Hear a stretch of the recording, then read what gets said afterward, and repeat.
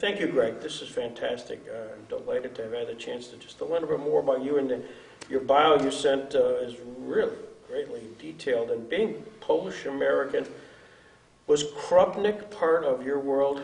There's at least 2 bottles of Krupnik in my house right now. Is that right? Yeah, everybody knows in the wintertime I put it in my tea at night. That's how I get through winter. So there's, and then I rate the winter by how many bottles I go through. So far this is a 1 year, 1 bottle Krupnik here, but it might make it to 2.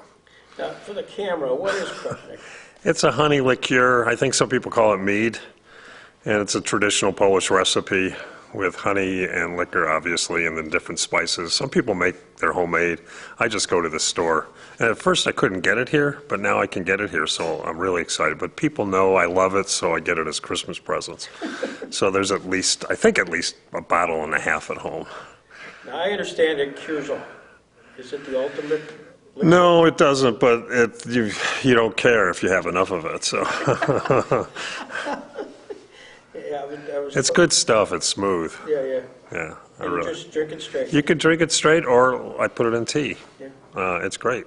It's better than putting like sugar in your tea. Put a little Krupnik, and then you get a little kick, a little buzz. You talk greatly about your grandparents having immigrated from Poland, and why did they settle where they settled? Well, it's like most immigrant stories. They usually go where family already is.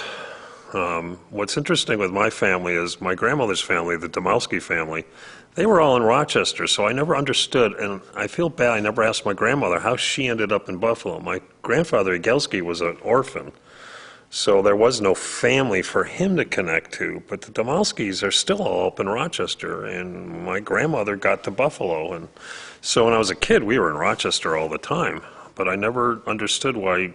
I guess she fell asleep when the train got to Rochester, and they ended up in Buffalo. So, and there was jobs. You know, my grandfather made Cheerios. So every time I go through downtown Buffalo and I can smell the Cheerios, I think of my grandfather. He worked there his whole life after he got here and became an adult. Do you have a corporate memory of him, or your grandfather? Oh yeah, because I mentioned that my mother worked outside the home, which was somewhat unusual back then. So I spent a lot of time with my grandfather and grandmother, and I probably actually spent more time with them than my parents, which was really nice because they were the most wonderful people in the world who never spoke proper English, but they would speak to me in Polish and I would respond in English. So at that time I knew more Polish than I do now, but they were just fun too. I mean, I had the best time with them. They were lovely, wonderful people. Talented, hardworking, and my grandmother had a bad leg, so I used to do a lot of stuff for her. I would do her shopping, I would clean the floor, and my grandfather smoked cigars, and so till this day, I don't smoke them very often, but when I smoke them, I think of him. They were exceptional people, and that's why when people start going on about immigrants, I can just feel my whole body tensing up, because I was raised by immigrants who contributed to this country like most immigrants, hardworking, good Americans. Like I said, they never spoke proper English, but they were good Americans. They voted, they contributed to their community, they built that lovely church. I mean, these are fantastic people, so immigrant stories always fascinate me. And when I talk to other people, it doesn't matter what the nationality is. It's anybody who's coming from immigrants who went through all that trouble to come here. I keep thinking about them, getting on that leaky boat, taking the train all the way to Buffalo, not speaking the language. I mean, talk about courageous. So whenever I get into something really tough, I think of your grandparents. I mean, they had guts. You know, it was amazing. So they're my heroes. And they met in Buffalo? I guess. I never got the whole story. You know, when they died, well, my grandfather died when I was in high school. My grandmother lived longer. But I never got the full story. Part of it was because they didn't really want to talk about it, so I respected their wishes. So I assume they met in Buffalo.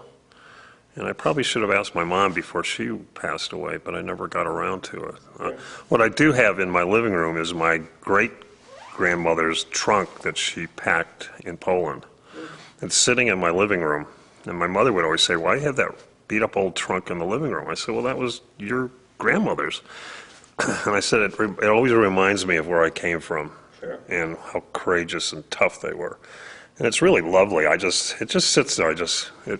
I feel connected then. So, Whereabouts in Poland were they from? I don't even know. Okay. I suppose I could try to find out. I assume they came off a farm someplace, and I don't even know what part. They came here before World War One? Yeah, before World War I, so before Poland was reestablished as a republic. And so I don't even know if they were from the German part, the Prussian part, or the Russian part. But Polish nationalism was kept so alive, they wouldn't even talk about it. I mean, as far as they were concerned, they were in the partition, but they were Polish. There was no doubt about it. Where they lived in Buffalo, was that sort of a Polish district? Oh, it was the second highest concentration of Poles in America. Chicago was first, the east side of Buffalo was second.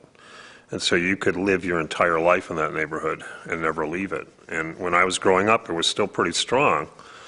And although we moved to the Far East Side, you could still live in a Polish ghetto, and not in a bad way, because they weren't forced to live there. But you had churches and institutions and restaurants and stores, and everybody in that neighborhood spoke Polish, whether you were a Catholic or a Jew, because there were a lot of Polish Jews there. So I'd hear Polish, then I'd hear Yiddish, then I'd hear English. And everybody just seemed to be able to do all of those. And then they spoke English in a way that is not proper. But when I was still a relatively young man, there were some people in the neighborhood, if I spoke English, I had to do it in a Polish way. So it was almost backwards. Because if I did it the right way, they would look at me. And then if I did it backwards, because it was more constructed like a Polish sentence, then they knew exactly what I was talking about. So it just seemed so normal to me to live in that environment, which as I grew older, I realized that was not normal. It was something special. But yeah, it was there was a Polish daily newspaper, and it was quite the neighborhood. So your grandparents had children, obviously your mother, anybody else? Well, my mother and my father, I came out of a working class family. My dad worked on the railroad. Your grandfather was an orphan, right? Yep. So I don't know anything about his family. Okay. I know my grandmother because all her relatives are up in Rochester, and I don't know my father's family that well. But he, as I said, worked on the railroad. So, I came out of this family where everybody worked, including the women. My grandmother was a talented dressmaker. She made dresses in the house. Mm-hmm. And I have pictures of my mother, very fashionable, really quite beautiful. I have them all in black and white, which is great because they don't fall apart. And then, my mother sort of poses. I mean, she was the looker. I could see why my father went after her. But my grandmother was very talented. And then my mother used to make all her own clothes. It's come out of really talented, hardworking people. Is Rab, or is that a... No, it's actually the Rab's an interesting name because most Rabs are Jewish, a lot of Rabs are Polish, a lot of Rabs are also Austrian and German. It's a somewhat uncommon name around here, but there's like Rabs in Boston. More Rabs are double A, we're double B. It's a relatively rare name, but yeah, people always think, was it changed? And it wasn't. I think they pronounced it Rob, although I say Rab, but yeah. So it wasn't a contraction of... No, and on my mother's side it was Jagielski and Damalski, which sounds more Polish than Rab, but Rab is Polish. Interesting. So you were born November of 1951. Yeah, St. Gregory's feast day, that's how I got the name. That's how Catholic we were. There you go. Gregory. And I like the name, so... Well, that's, which is good, and of course you share my name, or I share your name, but because you came first. But you weren't born on his feast day, and I don't think you were Catholic. So no, not Catholic. Well, there you go. My mother kept talking about Pope Gregory. I don't know. Yeah, Pope Gregory. He was a bit of a problem, but yeah, I think so. Yeah. And as you're growing up now, what was your address? What would you remember your home address there? Oh yeah, 42 Zelmer Street. Okay. And my grandmother lived at 142 Plater Street. So it was all right near each other? No, because we went, there was the Polish neighborhood and then what is called the Polish-American neighborhood. And unless you grew up in that, it's very difficult to understand. But the Polish neighborhood was so full that, in the baby boomers, my mother and father bought a house in the Polish-American neighborhood, so I went to the Polish-American church and school, but it wasn't as Polish as the Polish schools, although Polish was mandatory through the 4th grade. So, I had to learn Polish, although most of it has faded. So I was almost close to the city line by Schiller Park, which used to be a big German neighborhood, hence the name Schiller.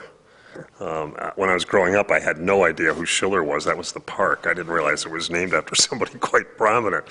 But it was an old German neighborhood that the Poles started squeezing the Germans out. So, And do you have siblings? just one brother, yeah, older. Okay. Yeah. And is he in Buffalo, or is he still around? He lives between Buffalo and Arcade. Okay. So it's the two of you kind of grown up. That's it. Since you're kind of among yourselves, in a sense, it's a Polish-American community, you weren't persecuted in the sense of, the Polish jokes, the this, the that, did you get? No, there were so many Poles around us, I didn't hear Polish jokes until much later. Yeah. And there was a few non-Poles in the neighborhood, and I always wondered how they got in there. Actually, my best friend was a Protestant named Bradley, who I think they went to the Methodist church, and because he lived next door, we became friends. But, he was one of the few in this giant Polish neighborhood. I remember we had a kid in my grade school who had an Italian last name, and it was so bizarre. But I think her father was Italian, but her mother was Polish. So then you got a ticket to come into the neighborhood because you at least had one parent. So. Got it.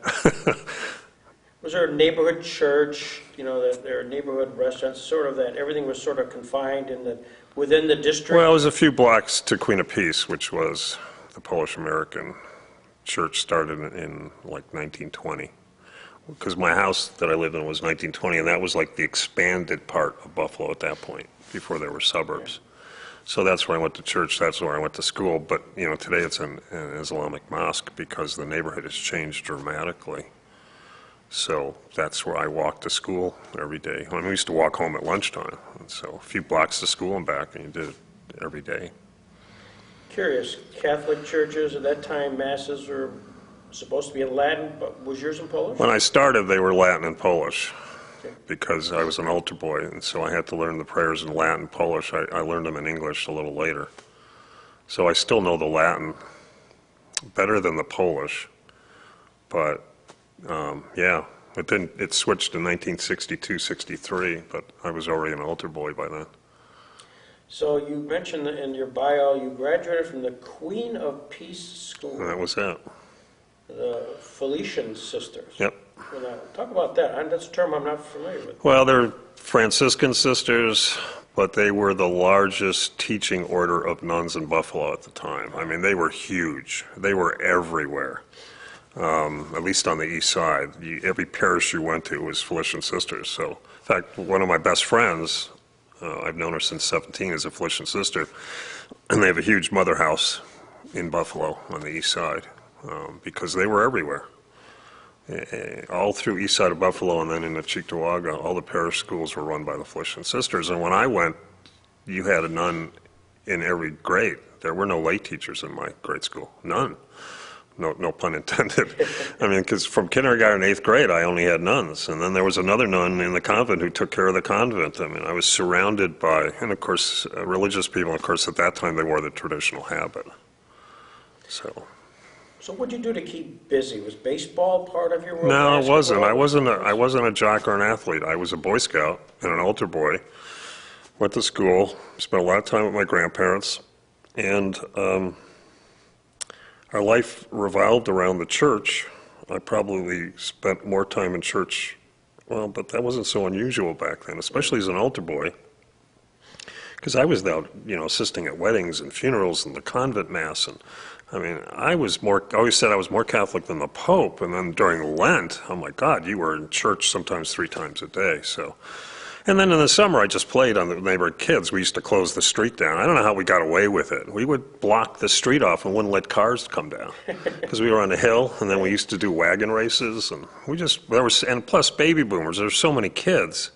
We just all went out in the street and played, and then occasionally we went to Schiller Park, but So for me, and everybody on the street worked. Everybody had a job.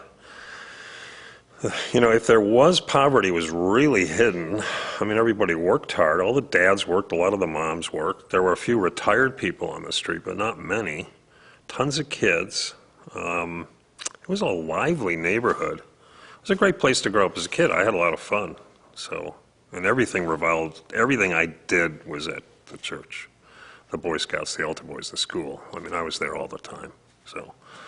And as being part of the school, you mentioned your favorite teacher, Sister Elvina. Yeah, Sister Elvina. That's why I mentioned it. It made me think of the Catholic version of the Jackson story, because Sister Elvina was a very unusual woman. I still think of her very fondly because she taught me how to write.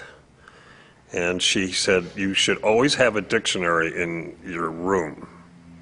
And she did, and she said, and I loved her because if we didn't know what a word was, she said, well, you get up and go look at it. She didn't tell me. I still do that with my students. I realize students will say, what does that mean? I say, well, look it up, and if you can't figure it out, then I'll tell you. And I thought, oh my God, I'm channeling Sister Elvina. But I have a dictionary in my office, I have a dictionary in my home, and she taught me how to write, so then I won that essay contest, and it was open to all the schools in Buffalo, and there were only 12 winners. And I remember she was probably more excited than I was, but she was so talented. Her writing was amazing. I'm not sure why she ended up becoming a nun, except she was also very religious. But of all the teachers I had in grade school, she was the top.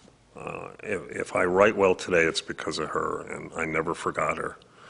And I think of course she's long gone, but I think she would, you know, I think about that when I'm teaching, that the impact you have on students and the impact she had on me. She was my inspiration.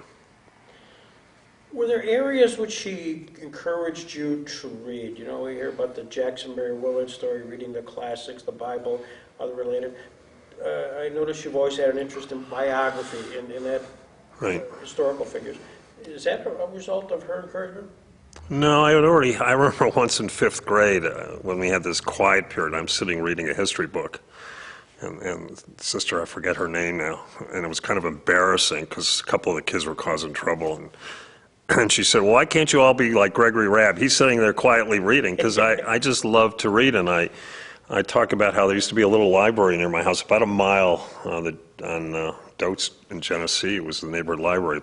The library's gone, the building's there. But, you know, I used to go to the library constantly. I just liked reading.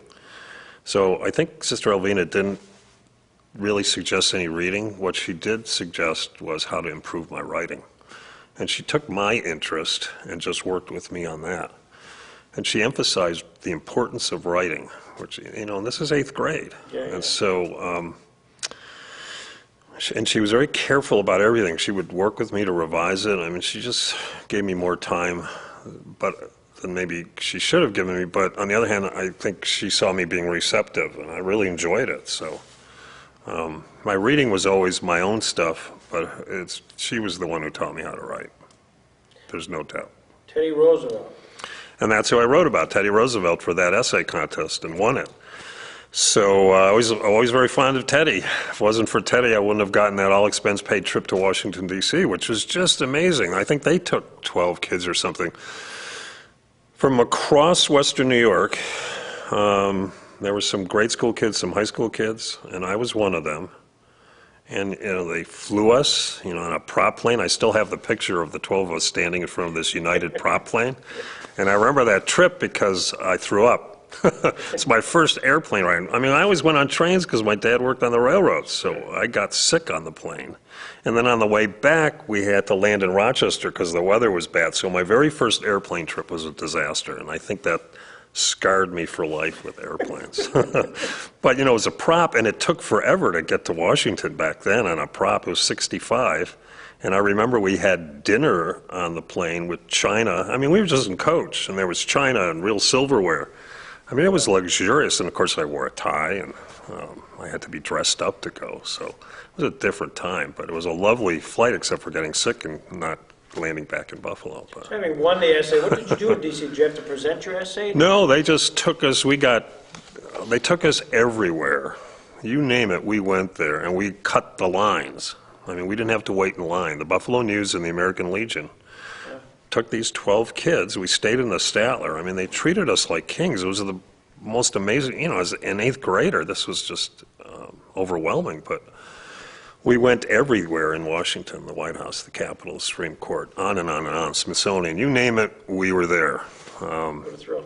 Oh, I was in seventh heaven. I thought, this is so cool.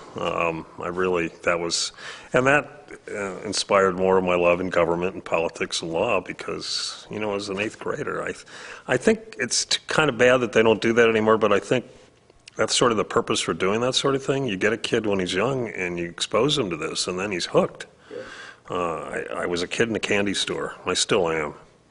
I'm not a kid anymore, but I'm in a candy store or a Krupnik store. So. Democrat. You're a Democrat. Lifelong Democrat? There's no way I could not be a Democrat. My father was a labor union man who admired, almost to the point of sainthood, Franklin Roosevelt. My father never stopped talking about FDR. Now, I didn't know as a kid any connection between FDR and Jackson, of course, but my father and his entire family really had it tough during the Depression. My mother not. My mother actually did extraordinarily well, but my father's family had a tough time. And he would say to me, the only reason they all survived was because of FDR. FDR could do no wrong. I mean, it was like sainthood, and I heard about this over and over again. Like, as I get older, I know I repeat myself, and my father certainly did, but he just thought FDR was a godsend. And so, for me to be anything but a Democrat, I think my father would come back from the grave and slap me. So. Now, did you pick up that, you were very active in so many ways, but was that something that kind of germinated when you went to Canisius High School, Canisius College? Was there a Young Democrats Club? No. In fact, my parents were not political, really. What they did do, though, is they always voted. And I still remember this very clearly. I was at my grandparents'. My mother was working. She picked me up, and she was tired, and we had to go home, and she was going to make dinner. But before she did that, we stopped at the polling place. Now, in Buffalo at that time, they had these little green polling booths, these little buildings. And I still remember as a little kid, behind the curtain, looking up at my mother pulling the levers. And I knew my mother was tired.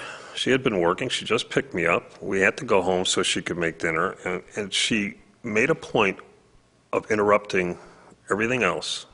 And my father, of course, always voted, but he had a 4 to 12 schedule, so I actually never saw him vote. But it sunk in me that that's what an adult does. It doesn't matter how busy your life gets. You vote. And I would usually ask my mother, who did you vote for? And she would tell me. But they weren't particularly political, but they took that one aspect of citizenship very seriously. And I learned that. So, my mother, God bless her, the last year of her life, she said, and she was starting to fail, she said, well, you got to get me an absentee ballot because I got to vote. I said, okay, Mom, calm down. I'll get you one. She said, well, just make sure you get that for me, because it was too hard for her to go to the polls. So I put it out on the dining room table, and I said, okay, who do you want me to vote? Who do you want to vote for? And she said, well, in fact, she got annoyed that I asked the question, because she said, well, Democrat, of course. I said, okay, so at that point, I'm filling in the little dots, and then she signed it. And so, there she is, less than a year to live, health failing. What does she make sure she does? She votes. So I think I learned that at an early age. This is something you take seriously, and you do it. And I learned that from my parents, my grandparents. People took this stuff seriously. So they weren't political other than that. I know my mother used to go to these Democratic fundraisers where they had card clubs, and my mother would go to that. But there wasn't a whole lot other than my father talking about FDR and the union, and that if it wasn't for the union, we wouldn't have had a house, we wouldn't have had a car, I wouldn't have gone to college. And as I got older, I realized my father was right. Yeah. Sometimes you have trouble admitting your parents are right, but you know what, it was the atmosphere more than actually telling me stuff. I used to just watch what they did. I learned from watching them, and they took all this stuff seriously. So. What union was he in, being a railroader? Is that Oh, gosh. It would have been obviously a railroad workers union, but I don't remember. Who was the head of that? Was it a John L. Lewis type? Well, he worked for the New York Central, and then he went to Amtrak, and then he retired. But I remember my mother telling me, because I mean, I'm already older, but my mother said, you know, the only reason I'm retired with some dignity is because when my dad passed away, she still got the railroad pension. Yeah. And the pension wasn't like lush, but my mother had the ability to live a nice life and pay bills and give stuff to her grandchildren. And she said to me, if it wasn't for the pension, because she had Social Security, but it was the railroad pension that made her life easier at the end. And so she said, when I told her I got the job at the college and we have a pension plan, you know, my mother, very practical, said, good, because when it's time, it'll be there for you. Yeah. And so it's not the same kind of pension, but, you know, she was right. So you were a Canisius guy? Yeah, I went to the high school. I applied to Canisius and St. Joe's, and I don't remember why I picked. It was kind of strange because Canisius is on the west side of town. I lived on the east side of town, and I knew I could transfer buses downtown and go up to Canisius, but I couldn't figure out how to take the bus to St. Joe's, which was in the suburbs. And it sounds silly, but I think when I finally decided on Canisius, it was because I figured out how I could get there. And then, you know, and then Sister Elvina said to me, she said to me that the Jesuits were the best. And she said they'll either make you or break you. I remember her saying that like I was going into the Marine Corps. And it was a good choice. I was probably the only kid in high school that was happy. And when you were at Canisius College, what did you major in? Political science. Political science? Yeah. So I spent 8 years with these guys, and they had a huge impact on my life, too, as a group. They taught me things I still do today. Now, when you graduated from Canisius, why did you think about Illinois, urban Champaign, of all places? Well, I applied to Michigan and Illinois to get my master's in planning. And again, I picked Illinois because it was further away from Buffalo, and I wanted to experience another part of the country. When I watch my students agonizing about where to go, I go, you know, I went to Canisius High School because I could figure out the bus route. I went to Canisius College because I was a little Polish Catholic boy. I can't go to a public school. That's unheard of. And then graduate school, Illinois, I could get there by train easily enough, which I did the whole time, and still can.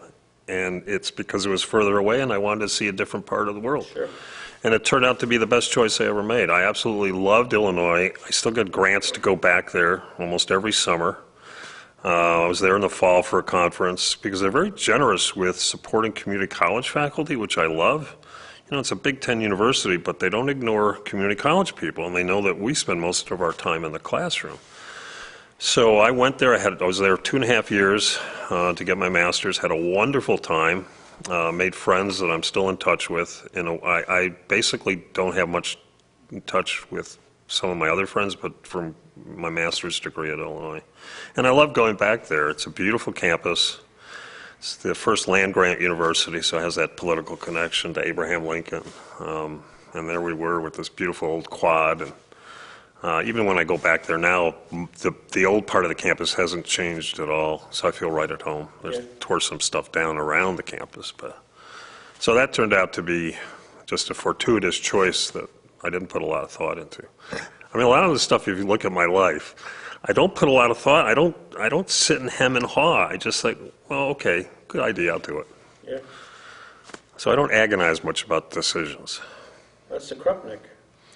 Well, at that point, I wasn't drinking much Krupnik, but it just, I don't know where that comes from. It just, when a lot of my students come to me and say they don't know what they want to do, and I always feel bad for them because I knew exactly, I don't know why, but I knew exactly what I wanted to do, so I just went and did it. And one thing led to another, and so you get this urban planning master's degree, and then you decide to go in practice. Well, I did planning for like 5 years. Yeah. And then when I turned 30, I had made a promise to myself that I would either get a JD or a PhD. And here's another fortuitous choice. I was interested in both, but I decided to go with the JD because I didn't have to do a dissertation. I would just take classes. So people look at me and say, your life is just sort of, I don't know, it wasn't horribly planned out, let's just say. And that turned to be a good choice because when I got into UB, you could take a semester of credit outside the law school. And when I was at Illinois, I could take a semester of credit outside the planning school. And my attitude was, I'm at these two really big, wonderful universities. I don't want to just study the subject. There were all these great people. I wanted to spend time learning. I did psychology and history and finance. And the finance class I didn't even do well at, but I didn't care. I just wanted to, because a lot of my students are so worried about their grade point average. I just wanted to take the finance class because I thought it would be interesting and important to know. And it was a struggle, but, what the heck. So, yeah.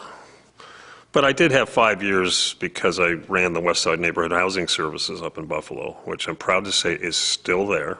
I established it in 19 whatever. And then of course, before that, I spent a year here in the Southern Tier as the housing specialist through ARC for Southern Tier West. And that was my first introduction, actually, to Chautauqua, Cattaraugus, and Allegheny counties. And I had to work in all three. So I got familiar with the area very quickly, and I enjoyed the job, but then I got the better job in Buffalo, so I left, thinking I was never going to come back. But obviously, one thing led to another, and I came back. You get your JD. Do you remember, was there a professor or a class which sort of excited your interest? Well, it was always Constitution and International Law was the great love. Those are the courses I love the most. I just did a sermon at the UU Church about the rights of corporations. And oddly enough, the best grade I ever got in law school was corporate law, which I had absolutely no interest in. I didn't want to be a corporate lawyer, but I had this idea about corporate law as being much broader than just the structure of corporations. And so I even did this paper for the professor about how corporate law is more than just how businesses are organized. It's affected everything we do in America, and a new book just came out on that from a professor at UCLA. And as I'm reading through the book, I think this guy's a genius because he agrees with everything I thought. But I did this paper way back when in law school, and the professor said, you're absolutely right. It was the best grade I ever got. And I still have no great interest in corporate law. But I had this intuitive feeling that there was more to the story. And luckily I had a professor who was notorious for not giving out good grades. So it was like this, the only badge of honor I had at law school was when they found out the grade I got in law school, they were in awe of me from the corporate law class. So that was my great badge of honor. But I still remember, we had to do a writing seminar in the first semester. And it was with a teaching assistant, who's like a senior. And she said to me, well, your writing is excellent. And she said, all you got to do is learn to write in the context of law.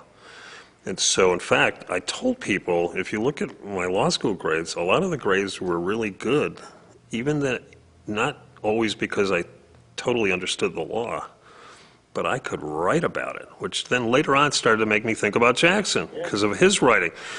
And it was during college that Father Woods, he was like Sister Elvina, he taught me how to write. And it was in high school where they all taught me. We had to write about everything all the time, constantly, about different subjects. So by the time I got to law school, I always liked it when they had an out-of-class writing assignment because I could do it. And I'm not saying I faked it, because that would be wrong. But like I said, sometimes your writing can overcome some of your weaker understanding of the law, because it's so well written. And my professor said, well, this is really good. And I said, well, thank you. So writing has always been something. That's why I drive my students crazy now, making them write. And they go, don't you have multiple choice? I go, no. Don't you have true, false? No. You're going to write. And they really get frustrated. I said, well, that's the one thing I can teach you that you can take with you no matter where you go. It's such a skill set. Yeah, and so later on when I got here and got more involved with Jackson and, became in awe of his writing, I thought there was this little spirit maybe that connected us because he writes so beautifully. I don't write as well as he did, but, that writing became so important to me. So, did you ever wish you continued on? You got your JD. just to practice or law? Or No, I never had any. Extra. I teach business law, con law, international law. I help revise law textbooks. It's the academic side. And because of my government work, I spend more time with lawyers than I really want to. No offense, but actually a few times I corrected them, and they didn't appreciate that.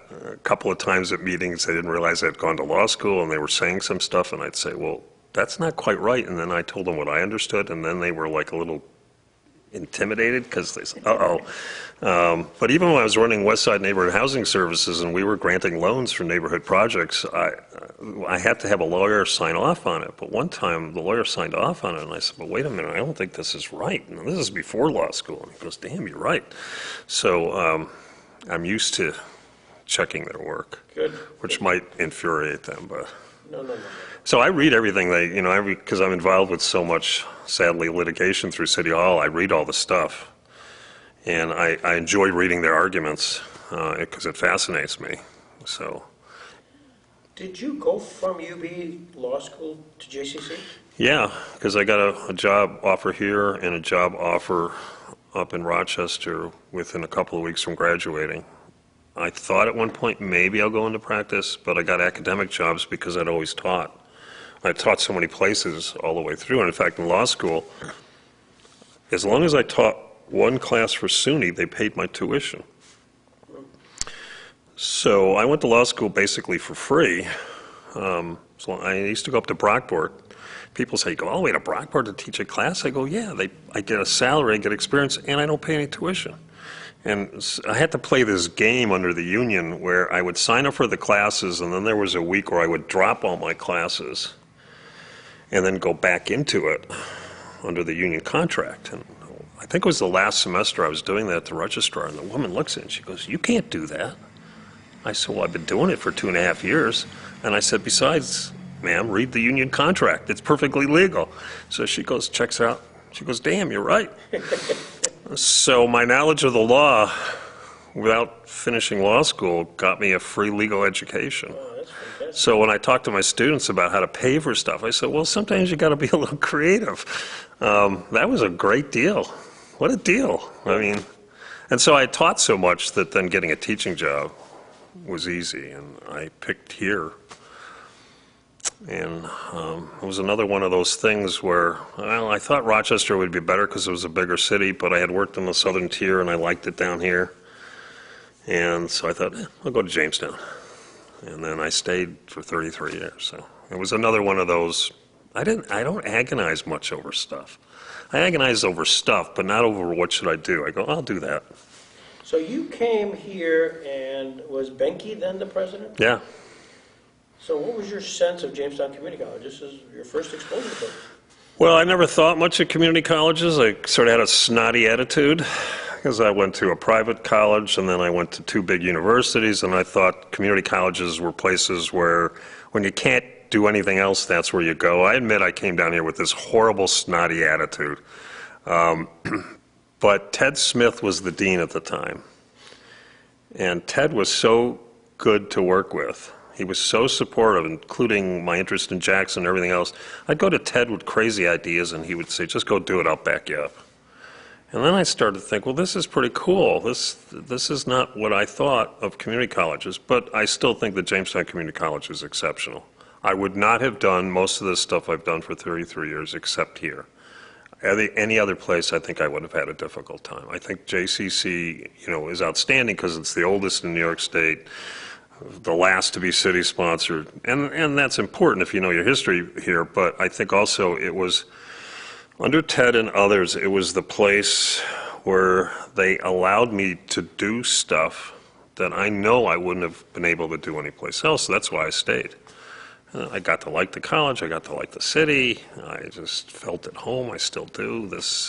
Every once in a while my family says, when are you coming home to Buffalo? I said, could you get it in your mind that I've been down here 33 years?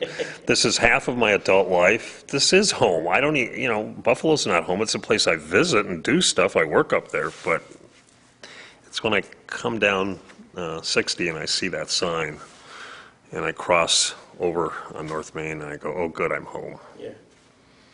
And that's a nice feeling to have. On Jackson, I did some research on the statue. So when we went backwards to figure out Right. how that got it going, and I was involved in the 1996 when it was erected, but Right. it really started. I got the file from Gebby and John Hamilton's file, and how it all really began as far as a potential study course down at JCC. Ted Smith, Right? Greg Rabb. Yeah. For the camera, could you kind of, do you have a recollection? This is the early 90s. Well, after I moved here, and I mean, I knew Jackson was from Jamestown, but I didn't think much about it. But after I got here, I go, wow, we got a Supreme Court justice. Students ought to know more about him. I ought to know more about him. So in fact, my sabbatical leave project in my 7th year was to research and write about Jackson, and the college supported me. And so I spent that year reading everything, every opinion he ever wrote, everything that I could find that he wrote, everything that I could find that was written about him. And then I got a grant to go spend a month at the Library of Congress collection, which of course is enormous. I just scraped the surface of those boxes, but I'm pulling all this Jackson stuff out, and it was actual stuff. It was pretty darn exciting. And then at one point, actually early on during the bicentennial of the Constitution, which even is before the 90s, I got a grant, and one of the speakers we brought in from Oklahoma was to talk, well, no, that was a different one. Who did I bring in? Oh, I brought in somebody else to talk about Jackson. Now, who wasn't particularly a Jackson scholar, but I said, we had 3 speeches that year, and one of them was a Jackson speech. And Ted just kept encouraging me because he wanted to do something. Yeah. So I just kept doing it and got more and more intrigued and involved, and then I did unpublished academic writing, and I did some writing for the Popular Press, and just got really involved. But I think that was another thing where JCC was going to let me do that, and Ted wanted to do that, and so I found myself in the right place. And he says, we really need to get him known better. I said, you're right, this is outrageous. I mean, everybody knows Lucille Ball, but they don't know Robert Jackson, and I'm a Lucy fan. But I said, you're right, we need to do this. So that was one of my very early interests, and it still is one of my interests. As I recall, there was a request, I think, from JCC for funding to the Gebby back in the early 90s because of your work and Ted's work. And John was interested in Jackson because you interested him in Jackson. And he sort of did let's do a statue instead. It was the timing issue, urban development, right, sure. That 5-corner thing. And that sort of led to it, but you were the impetus. Well, I was on the statute committee to figure out what to put on the base, the quote. And so the dedication, I was there. I still have the pictures of me looking significantly younger. But I did the videography, and that's what led to sort of this stuff. Yeah, I was involved with that. So, and I'm very proud of that. And when I look at the statue, that's what I think of. Yeah. But it's led to all this other stuff that you do here, that I do here, that other people do here. That's why when you asked me to do that academic coordination of the Jackson interns, I thought, fantastic. So I can send them in the direction I think they ought to go. And that's what I've done. And done successfully, and we've actually, a lot of people have gone through this.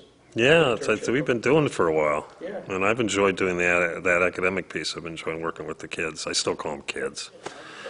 And helping them to shape their ideas. Well, they're kids. Yeah. I don't mean that in a bad way. It's just, we're getting older.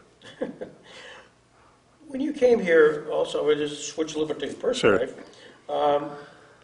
You, as you say here, shortly after coming to Jamestown, I came out as a gay man, and I've been an advocate for the LGBTQ plus rights. It's a mouthful. Yeah. Was that hard?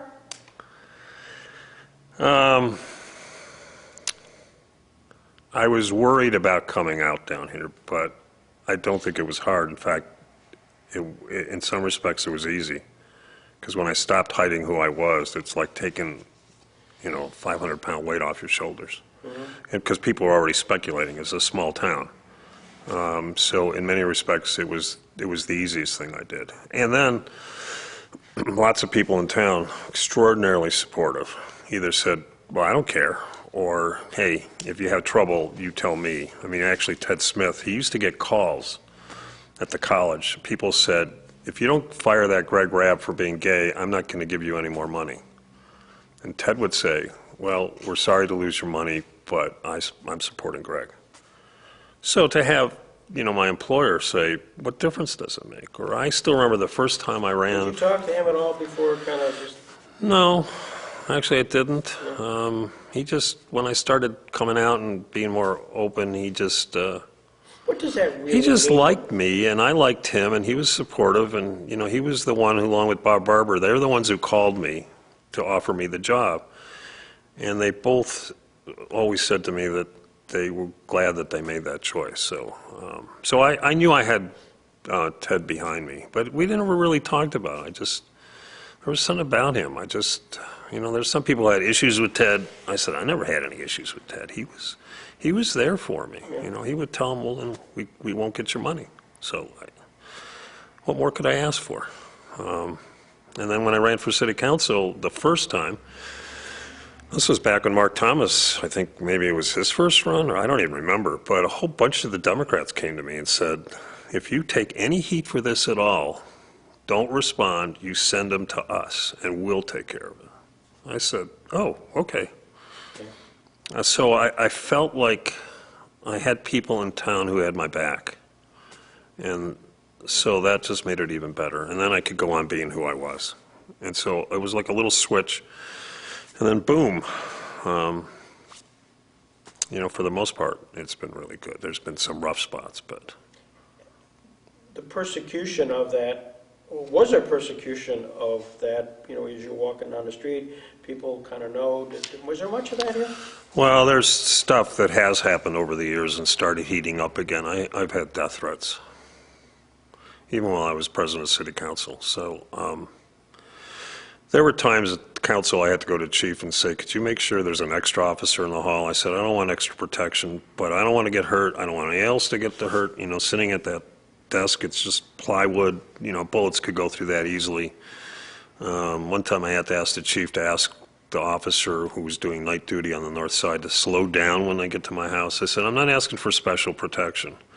But one time I was at U.S. News while I was still there, and this guy came up to me screaming at me for advocating for marriage equality. Well, he scared me. I thought he was going to hit me. So I called the police department. I think it would have been Lieutenant Isaacson. I said, look, I don't want you to do anything, because I was very careful about that. I didn't want special privileges. I said, but could you, I got the license plate. Could you just check out this guy to see if he's got any past record? Mm-hmm. And he said, okay, I'll do that. Don't worry about it, Greg. So then he actually, and I didn't ask for this, but he calls the guy up and he says, look, you have every right to tell Councilman Rabb what you think, but you do not have the right to threaten him. So cut it out. And the guy left me alone. But then one time at an event, some firefighters came up to me, said, don't worry about it, Greg. We're watching you. We got you back. At the Memorial Day parade, I had veterans come up to me and said, Greg, don't worry about it. Anybody messes with you, we'll take care of it, which I wasn't sure what that meant. But it was just sort of this, all these macho guys coming to me and saying, don't worry about it. Well, that, I don't know if that would have happened any place but Jamestown. Firemen, police officers, they were all rallying around me, said, don't worry about it. We'll take care of it. We'll protect you. You're all right. Don't worry about it. So it didn't make me feel entirely safe, but it made me feel a whole lot safer than I would have otherwise, because I wasn't shutting up. In fact, I was getting more vocal. And I knew I stepped on some toes in town, but I had students telling advisors that they can't take a class from me because I'm gay, which is, I think, crazy. I never cared what orientation my professors had. It didn't matter. Did they have something to teach me? Could I learn from them? Boom, I didn't care. But they were taught this by somebody, and I've had people show up at work and tell me I'm taking my students to hell, and I've had to ask them to leave, or I was going to call the police. And so it never got entirely easy, but the community was with me. And so it was a good place for me to come out. It's another reason why I like Jamestown. It's Well, just, you were, I feel safe here. in Western New York area, probably the first openly I was gay- the second. There was an at-large councilwoman up in Buffalo, and she was on the council when I first ran, and it was Barbara Kavanaugh, and I said to her, well, Barbara, if you can do it in Buffalo, I can do it in Jamestown. And my mother, that was her favorite councilwoman, not because she was a lesbian, but because when my mother needed something, Barbara Kavanaugh took care of it. And she didn't care about her sexual orientation. So that's how one thing. So I was the second. I'm hoping up in Buffalo, the third is going to be a former student of mine who, he was a student of mine at Buff State, took my gay politics class and is now running for councilman in the old neighborhood I used to live in. So I'm hoping Mitch can pull it off. It's going to be tough, but I saw his announcement, and I thought, all right, Mitch, because he's a lot younger than me, and I said, we need some young blood there, so I think he might pull it off. So I'm kind of excited. It's fun to see my students doing this stuff now. So. As things have progressed, I assume you feel much easier now today. Here you are. Well, it's better, but the last 2 years have gotten rough again for all the stuff that's going in the outside world, starting with the president on down. Really? So, yeah, but we had another victory with Junda, so but that, we worked on that for 20 years. Yeah, the transgender rights bill. Yeah, it protects people, it made gender identity a protected class in the New York State Human Rights Code. Well, I don't know how many times I've been to Albany on that. I mean, with my statewide folks, we were in Albany so much, lobbying over and over and over and over again, and we finally got it done, so.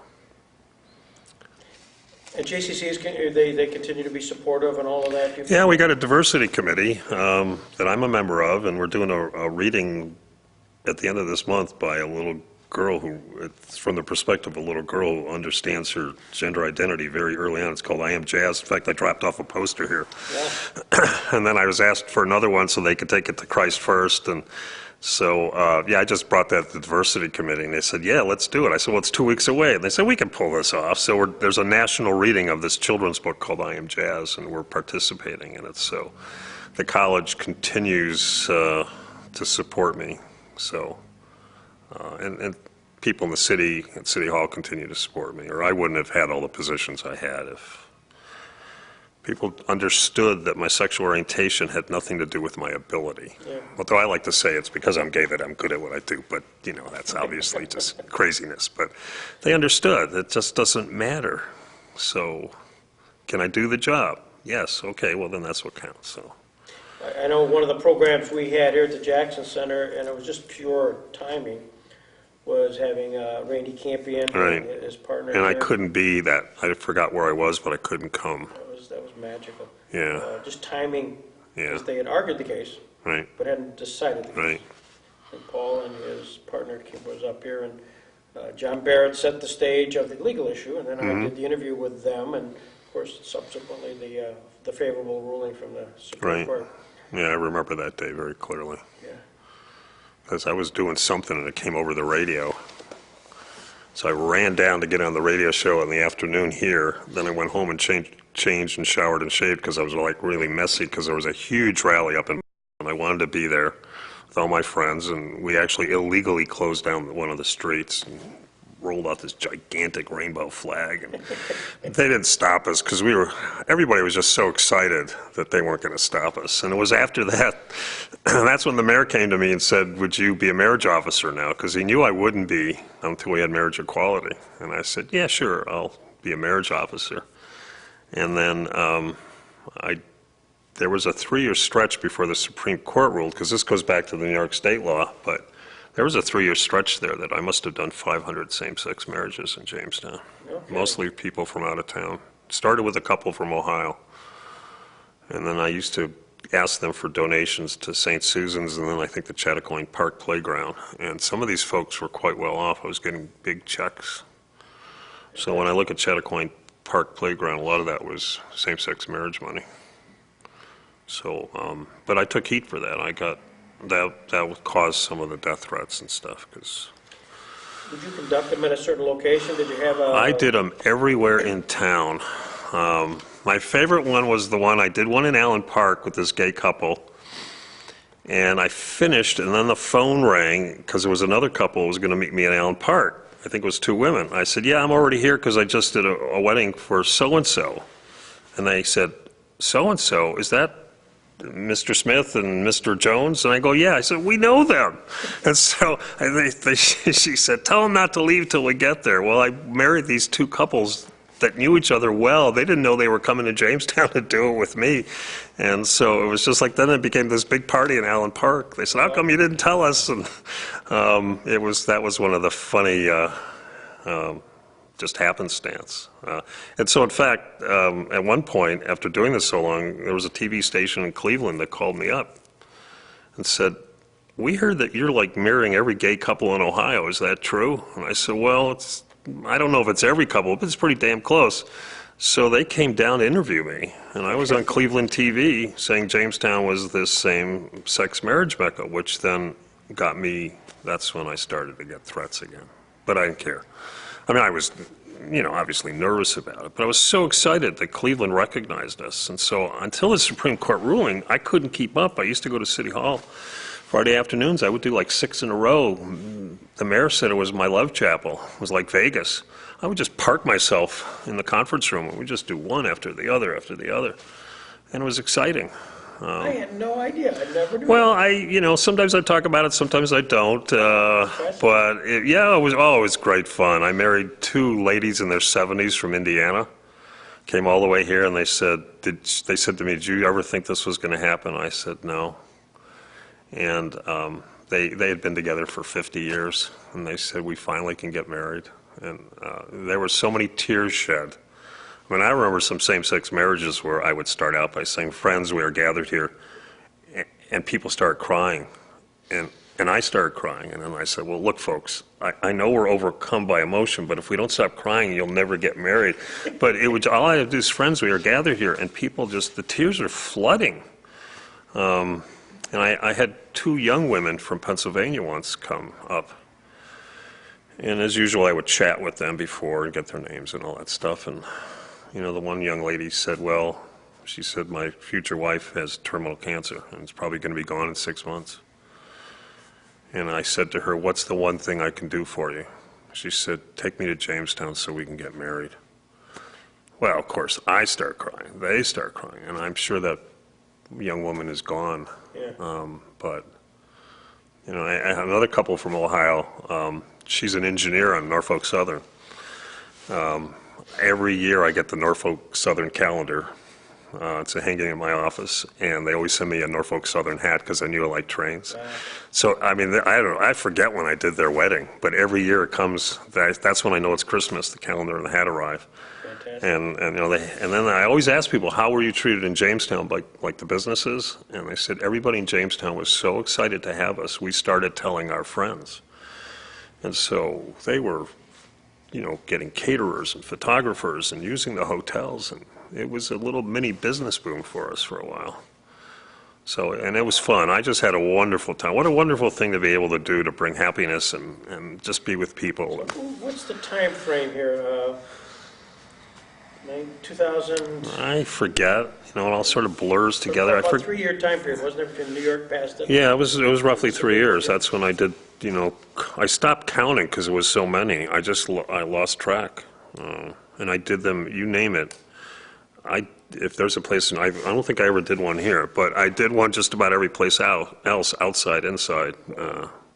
Front of city. Destination. Oh, we were. I started promoting us as the same-sex marriage destination, and for 3 years we were. In fact, when I was taking some heat, one of the hotels sent me an email and said, "Please don't stop. Our business is up. During the non-summer season, our business is up because of all those same-sex marriages. Please keep going." So I thought, okay. No idea. I figure I was doing the right thing if the businesses thought it was a great idea. It was good for us. And I always said we made money off of doing the right thing. So you get a sense today that the advances that occurred during those time periods, ultimately the Supreme Court, really because of political machinations that are going on today, literally from the highest level on down, is sort of, there's a backlash here? Oh, yeah, there's definitely a backlash. The last 2 years have been tough. nobody who's really an outspoken advocate, including myself, feels particularly safe anymore. Yeah. I worry. And people have been, again, showing up last semester at the college. I got mail at home, I got mail at the college, people show up. I had to go to the post office and say, what do I do about this? I don't want to get it anymore. They said, don't open it, send her back. She's got to pay the postage. That stopped the local one.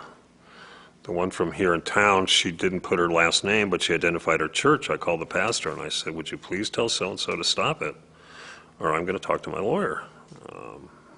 So, yes, it's starting up again. And it's sort of like permission has been given from the top that it's okay to hate people who are different, and of all kinds. Yep. And so, and then my students don't feel safe, and I don't feel safe. And so they're probably not going to do anything to me, but who knows? I mean, there's crazy people out there. So, and you don't know when they're going to cross the line, you know, and lose control. So I don't want to be a martyr to the movement. I want to stay alive.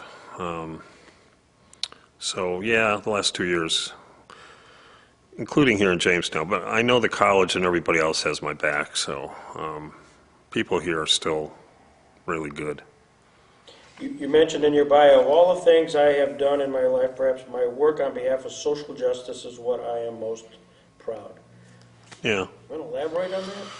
Well, you know, I've been working as an advocate for so long I can't remember, but, you know, I remember still when we didn't have Sexual Orientation Non-Discrimination Act, so you weren't protected if you were gay, and you could get fired and not get a mortgage and everything else, and we got that done. This goes all the way back to Governor Pataki, you know, and then we took the next step with marriage equality. And also, I remember very early on, you know, when you couldn't serve in the military if you were gay, I still have the posters. I was protesting outside of Career Day with students who I taught how to do peaceful resistance. And we always let everybody in. I convinced the college to kick the military recruiters off campus.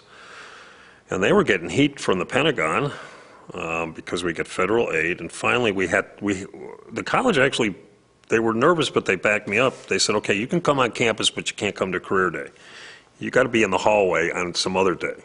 So as long as we gave them access, we were okay. But I convinced the college that they don't belong there because I have LGBTQ students who want to serve in the military, and they're Americans. Why shouldn't they have that opportunity? Because some people say, well, you're anti-military. I said, no, I'm pro-military. I want to give them the right people. So we did that for a number of years, and now it looks like they're going to back off on the transgender issue. But so we did that, and then when we got Genda, I was so excited in January because I've been working on that for 20 years that I broke down and cried because I was exhausted, but two, we finally got it done. So God bless New York State. But it's, you know, we've been doing this for 30 years at least, I think. I've lost track. But, you know, I always think of that quote, and I think it's from Martin Luther King, that if one of us has no rights, then none of us have rights. And then a lot of times I would think about, you know, what Jackson did, like with the Barnett opinion, and standing up for the people who are discriminated against. You know, and it doesn't matter that it's Jehovah's Witnesses, which I'm somewhat uncomfortable with, but that's not the issue. It's the issue that everyone should have their rights. And so I kind of think, well, I don't know what Robert Jackson would do, but whenever I read his stuff, he seems to be on the side of the angels. So, and expanding human rights. So, yeah, that's, I mean, when I think about all that we've done, and when I talk, because I still teach the gay politics class at Buff State, and I always talk about, you know, you don't realize how much effort my older cronies and I did to get this done. And I'm not saying this to pat ourselves on the back, although I think we deserve a pat, but it's just that we actually did it. I mean, you can change a system, but it took 30 years. It took a generation, and you got to be persistent. You got to keep going, and you can't let your guard down, because I think we're under somewhat of attack now. But the fact is we did it. And things are definitely better for my LGBTQ students. More and more of them are out at school, including my trans kids. And so I just say to them, how are people treating you here? Are they treating you with respect so that you can do what you're supposed to do, which is to learn? And I said, if anybody's treating you badly because of who you are, I want to know about it. And they said, no, everybody here treats us with respect. It either doesn't matter or they're supportive. And I said, good, so that you don't have to look behind your shoulder, you can learn. So I think in New York State, things are actually quite good. I'm not sure about the other states, but I feel fairly safe and confident here. But we've got the backing of lots of people, so. Did any of this leak over, Greg? I appreciate all your time, man. I'm probably taking more than you said. That's okay. I enjoy talking about myself. Did you find any of this leak? Did it leak at all into your public side with being city councilman? Did you get any of that as a leader and a public servant here on your? Well, there's some people who are and are still horrified that the president of the city council was an openly gay man. Mm-hmm. What can I do about it? I just went about doing the business that we had to do. Including my last race where someone who I won't name on advice of my counsel was on Facebook saying horrible things about me because of my sexual orientation. And my students said, aren't you going to respond? I said, I'm not getting in that gutter with him. If I lose, I lose. But, 2 years ago, when Trump started messing around with trans soldiers, I said to somebody, if I ever do anything openly about this kind of stuff, I'm going to lose my job at city council. Not like I'm some great soothsayer, but I knew if I pushed this really hard that I was cooked. And I said, but, I love that job. I don't get paid that much to do it, but I really loved it. But if it's time is up, time is up. I said, this is more important to me. And so I'm some great hero. I can't stand by and not say anything. And so I did. I pushed back, and I got more public, and, then I finally lost my job, barely, to the great credit of the people of Jamestown. But some things are more important. And over the years, I've gotten so many trans friends, and people would be shocked. People used to say, well, I don't know any gay people. I said, yeah, you do. Now people say to me, I don't know any trans people. I go, yeah, you do. I said, I can't out people, but let me take you around. I said, you would be stunned at the number of people who are trans who are now they were starting to come out because they feel safe. Now a lot of them are stopping because they don't feel safe anymore. And I said, why can't you just let people be who they are? What difference does it make to you? I never ask if somebody's gay or straight. It's just, it doesn't matter. I mean, maybe if I want to date somebody, it'd be nice to know they're gay. But, otherwise, I don't care. It doesn't matter. So why does it matter to people so much? It just still boggles my mind. You have just, as of this January 1st, concluded your time, whether voluntarily or not, at the city council. But as well, that was more than a year ago now. So. A year ago. Yeah, because I'm running again this year, by the way. Are you? Yeah. Good for you. I'm crazy. So you're city council president for a long period of time. 10 years, half of Sam's mayoralty. What are some of the highlights? What are some of the talking points when you go back on the campaign trail here, come this year, and you announced that, by the way, during my time period, we did X, Y, and Z. What are X, Y, and Z? Well, I think X is just keeping us afloat. Every year we took another punch on the budget. Over and over, revenues down, revenues being taken away, just relentless. And, we balanced the budget, sometimes on a hope and a prayer, but working very closely with the mayor, we could have slipped easily into a control board, real easily, and we never did. Now, how much longer can we keep that going? I don't know. But for 10 years, the state didn't take over. We worked with the state to help us, like the controller's office, the governor's office, but we never slipped under a control board, which would be the worst possible world because the council loses control. And you have to pay for the control board, and they make all the decisions. Well, for 10 years, we didn't do that. I think my why might be, when I first got on there was a couple of Republicans who were really annoyed. This guy, first time on council, automatically becomes president. Well, I didn't ask for it. I remember still having a meeting in the Democratic caucus, and we said, well, who should be president? And everybody said me. So I said, okay, but here, what about the elephant in the room? I said, what about the fact that I'm gay? And they looked at me and said, who cares? I said, okay, that's fine with me. And so over the 10-year period, I ran that by consensus, you know, and I kept the Democratic majority because I'm a true blue Democrat. Worked very hard to keep that every 2 years. In fact, even though I lost my seat, we kept the majority. So I'm very proud of that. But also I worked across, you know, the divide. So in my last campaign, I won't mention names because I don't want to put anybody on the spot, but I had Republican council members helping me get elected because we had built a consensus model, and if you look at our votes, they're almost 9-0, 8-1, and people say, oh, you're just rubber stamping. I said, no, I don't let stuff get on the floor unless I know we're all behind it, because we got enough people out there biting at our ankles. We got to have a unified front. So, in fact, when I lost the finance chair, when he moved on to his job in the city, I put a Republican in charge of the most important committee at City Hall. And the Democrats were screaming at me, why the hell did you do that? They would never do that. They would never do that. I said, well, that's the difference. We would. And I said, I'm telling you, it'll work out better because we're a team. And he still is the finance chair. And so we were working together. Now, both of us, all of us, you know, during the campaign, we get as partisan as we could. But at the end, you know, once that was over and we took the oath, and we were Republicans and Democrats, but the most important thing was we were trying to help the city of Jamestown. And if you don't do that, it's hopeless. And then I think the Z, since you gave me X, Y, and Z, was that we developed a foundation for all the development and the excitement that's going on, not only in downtown, in the neighborhoods. I mean, there's all kinds of really interesting projects, including the one that's going to happen here, or the DoubleTree, or the Comedy Center, or the Ice Arena. The Ice Arena goes way back.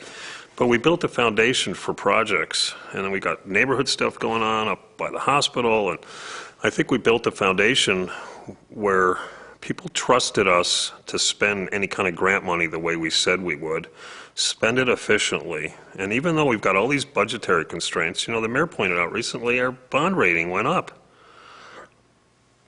which is just amazing to me because we're still not in trouble, but we got challenges. So I think I left with the city being as sound as we could possibly make it. And then, of course, I went on to be chairman of the BPU, which I've now in my second year is that job, which I enjoy doing too because the BPU is such an asset to this city. And we've been trying to manage that well. And right now, there's peace. I work well with Sam. I work well with Dave. I think, I mean, I have an agenda, I admit it, and especially during political campaigns, I definitely have an agenda. But once I get on a body, it's what's in the best interest of this city, because I live here. It's the only place I own a house. I pay taxes here, which I admit are too high.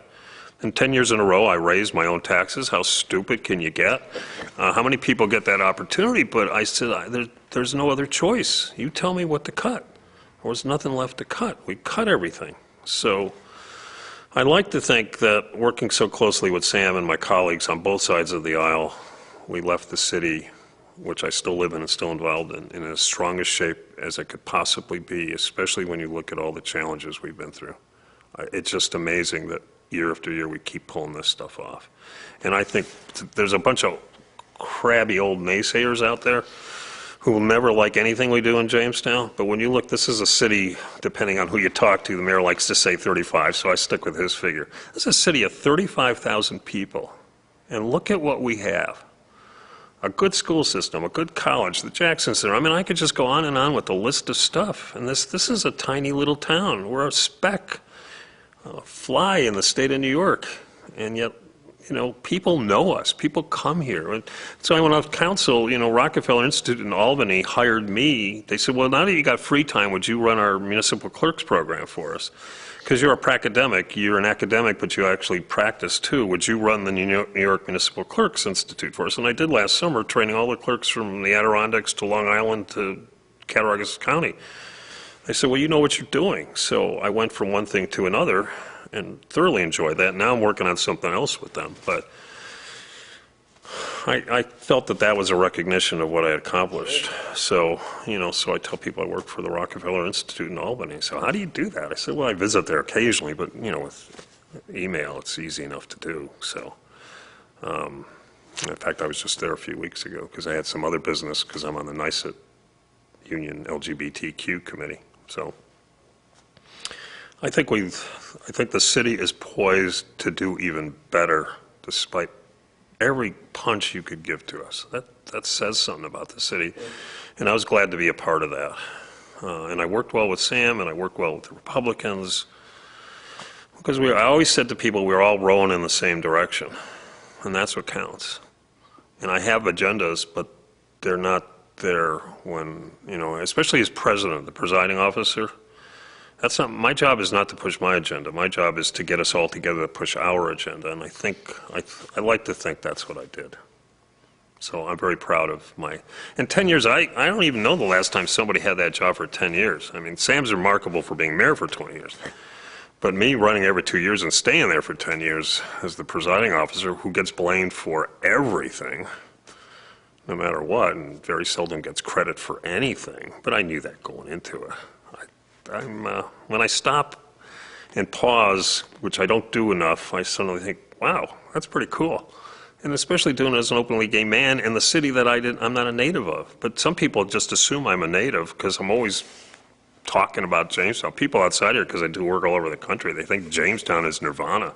And I go, well, that might be a bit much, but for a little tiny toy town, it's pretty cool. I said, come visit us, you'll like it. Well, you've been a tremendous ambassador. And I've, again, taken up a lot of your time, Craig.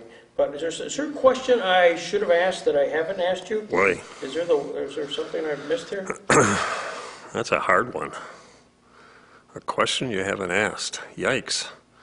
I don't know what that could possibly be. We could talk about old movies, which is another one of my loves, but then we'll never get out of here. And trains, which I continue to love. But and when you go to Jammers games, you like peanuts? Well, and beer. And I like baseball. And actually, I'm always proud of the fact that I tried my best. And, selling those 50-50 tickets, those are some of my favorite nights of the summer. Because all those guys were my regulars after a while. Yeah. And then I would do that, and then I'd go in the stands and watch the game. And there was one game this past summer that was just so exciting. I could feel it in my body.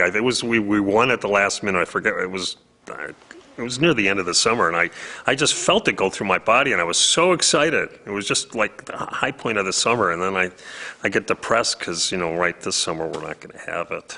But I'm convinced we're going to have it next summer. So am I. All right. We agree. Because that's one of my, I just love going down there. I always had fun at those ball games. Yeah. And then talk to my cronies and watching the game and drinking the beer and eating the peanuts. And yeah, it was just fun. So, you could have asked baseball, but we already know that we both like it. So I don't think there's much more. Well, thank you. Thanks for taking the time. I appreciate it.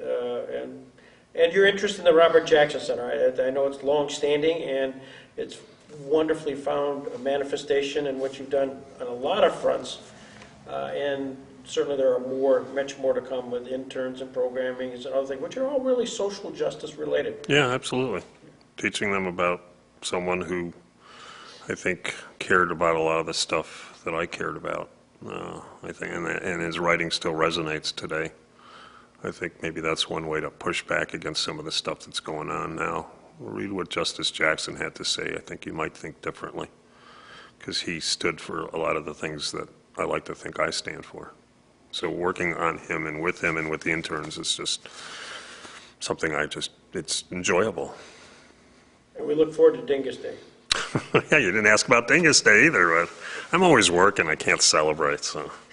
And we don't do it down here. And maybe I should try to import some of the Polish customs, but there's not enough of us. There's a handful of us around here. I'll bring Marty Idzik over here. And all right, we can have a few of us have a little party, maybe. Maybe Jackson Center should sponsor a Dingus Day celebration. There's a thought for you. What day is it? I forget. It's the Monday after Easter. And the only trouble with this town is everybody's gone. Well, that's true. So it's tough. Yeah, but there's a thought. I am now putting that down. I'm telling Rab Idzik co-chairs. The Dingus Day celebration. That'd be cool. Thank you. All right, Appreciate it, thanks, Greg, I appreciate it. This is great, thank you. That was fun. Thanks, Ed, for putting this all together. Yeah, thank you, I appreciate it. Sorry, I had to bug out for a few minutes. That's all right. We could possibly make it. And then, of course, I went on to be chairman of the BPU, which I've now in my second year is that job, which I enjoy doing too, because the BPU is such an asset to this city.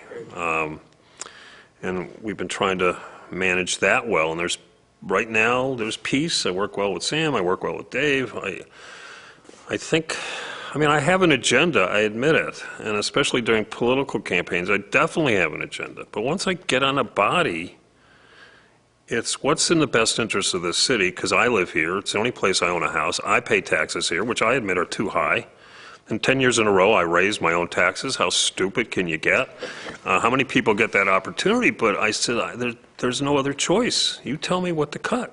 There was nothing left to cut. We cut everything. So I like to think that working so closely with Sam and my colleagues on both sides of the aisle, we left the city, which I still live in and still involved in as strong a shape as it could possibly be, especially when you look at all the challenges we've been through. It's just amazing that year after year we keep pulling this stuff off. And I think there's a bunch of crabby old naysayers out there who will never like anything we do in Jamestown. But when you look, this is a city, depending on who you talk to, the mayor likes to say 35, so I stick with his figure. This is a city of 35,000 people. And look at what we have. A good school system, a good college, the Jackson Center. I mean, I could just go on and on with the list of stuff. And this is a tiny little town. We're a speck, a fly in the state of New York. And yet, you know, people know us. People come here. So I went off council, you know, Rockefeller Institute in Albany hired me. They said, well, now that you got free time, would you run our municipal clerks program for us? Because you're a pracademic, you're an academic, but you actually practice too. Would you run the New York Municipal Clerks Institute for us? And I did last summer, training all the clerks from the Adirondacks to Long Island to Cattaraugus County.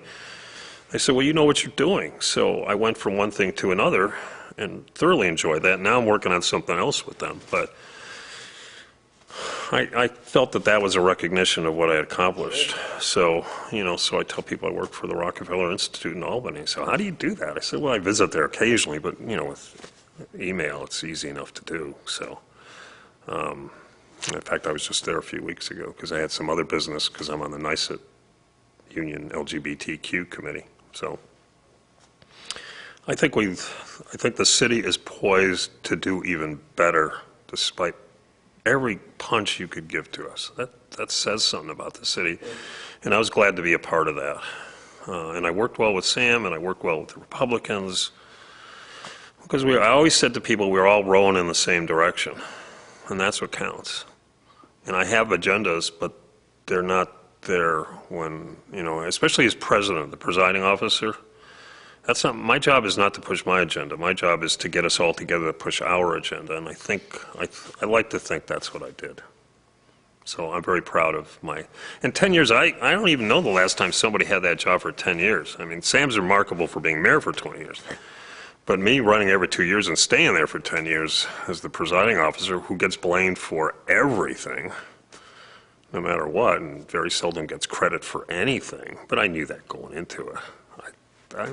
When I stop and pause, which I don't do enough, I suddenly think, wow, that's pretty cool. And especially doing it as an openly gay man in the city that I'm not a native of. But some people just assume I'm a native because I'm always talking about Jamestown. People outside here, because I do work all over the country, they think Jamestown is nirvana. And I go, well, that might be a bit much, but for a little tiny toy town, it's pretty cool. I said, come visit us, you'll like it. Well, you've been a tremendous ambassador. And I've, taken up a lot of your time, Greg. But is there a question I should have asked that I haven't asked you? Boy. Is there something I've missed here? That's a hard one. A question you haven't asked. Yikes. I don't know what that could possibly be. I mean, we could talk about old movies, which is another one of my loves, but then we'll never get out of here. And trains, which I continue to love. But and when you go to Jammers games, you like peanuts? well, and beer. And I like baseball. And actually, I'm always proud of the fact that I tried to my best, and, selling those 50/50 tickets, those are some of my favorite nights of the summer, because all those guys were my regulars after a while. And then I would do that, and then I'd go in the stands and watch the game. And there was one game this past summer that was just so exciting. I could feel it in my body. We won at the last minute. I forget, it was near the end of the summer, and I just felt it go through my body, and I was so excited. It was just like the high point of the summer, and then I get depressed because, right, this summer we're not going to have it. But I'm convinced we're going to have it next summer. So am I. All right. We agree. Because that's one of my, I just love going down there. I always had fun at those ball games. And then talk to my cronies and watching the game and drinking the beer and eating the peanuts. And yeah, it was just fun. So, yeah, you could have asked baseball, but we already know that we both like it. So I don't think there's much more. Well, thank you. Thanks for taking the time. I appreciate it. And your interest in the Robert Jackson Center. I know it's long-standing, and it's wonderfully found a manifestation in what you've done on a lot of fronts. And certainly there are much more to come with interns and programming and other things, which are all really social justice related. Yeah, absolutely. Teaching them about someone who I think cared about a lot of the stuff that I cared about. I think, and his writing still resonates today. I think maybe that's one way to push back against some of the stuff that's going on now. Read what Justice Jackson had to say. I think you might think differently, because he stood for a lot of the things that I like to think I stand for. So working on him and with the interns is just something it's enjoyable.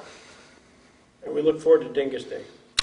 Yeah, you didn't ask about Dingus Day either, but I'm always working. I can't celebrate, so. And we don't do it down here, and maybe I should try to import some of the Polish customs, but there's not enough of us. I mean, there's like a handful of us around here. I'll bring Marty Idzik over here. And all right, we can have a few of us have a little party, maybe. Maybe Jackson Center should sponsor a Dingus Day celebration. There's a thought for you. What day is it? I forget. It's the Monday after Easter. Well, the only trouble with this town is everybody's gone. Well, that's true. So it's tough. Yeah, but there's a thought. I am now putting that down. I'm telling Rab Idzik co-chairs. The Dingus Day celebration. That'd be cool. Thank you.